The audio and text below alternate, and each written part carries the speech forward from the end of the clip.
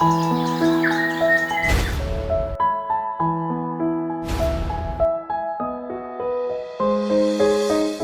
was a time in the late 1980s and in the early 90s when even many of the doctors were afraid of shaking hands with an HIV infected person.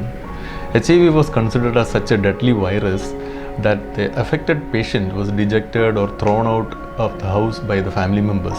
The social stigma towards such patients was so high that many might have even committed suicide.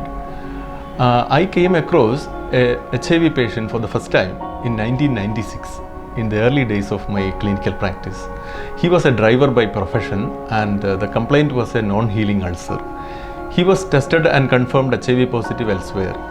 When I shook hands with him, he cried.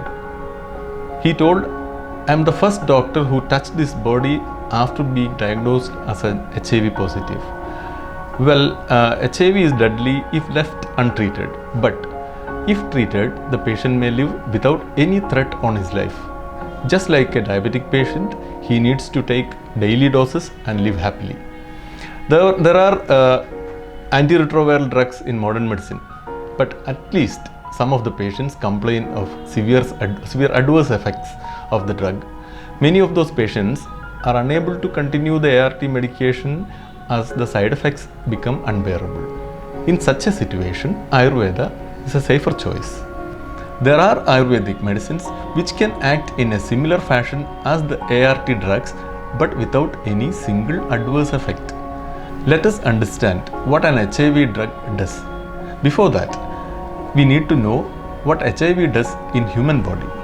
In human body, a type of white blood cells called T cells play a vital role to identify and flush out infections. They are like the intelligence agencies as well as the defense forces of a country. Imagine what happens if there is a massive fall in the number of defense personnel deployed in the border. This would enable infiltration of miscreants from outside and they could create any trouble without much resistance from the defense troops. The very same thing happens in the body after getting infected by HIV. A type of T cells by name CD4 cells are the most targeted. The virus gets itself attached to CD4 cells. Then it replicates and multiplies utilizing the CD4 material.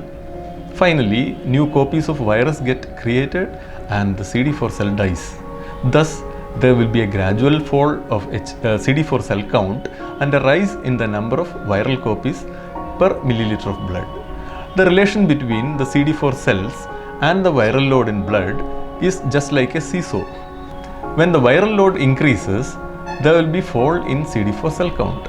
By monitoring the CD4 cell count and the viral load, we can monitor the disease and also the response to the treatment. With an anti-HIV medication, the viral load shall fall and CD4 count shall get elevated. Ayurvedic medicines do this very effectively and the lab reports will show the improvement. The advantage is there is no single adverse effect. At Heritage Kerala Ayurveda, we have named this treatment strategy as DIAS, that is Defensive Immunomodulation and Anti-HIV Strategy. Remember, getting infected with HIV is not the end of the road. If not curable today, a cure may come in the future. Till then, remaining healthy and alive is important. Stick on to the medication, monitor the efficacy of the treatments with periodic tests and live happily to receive the curative drug as it comes in future. Thanks for watching.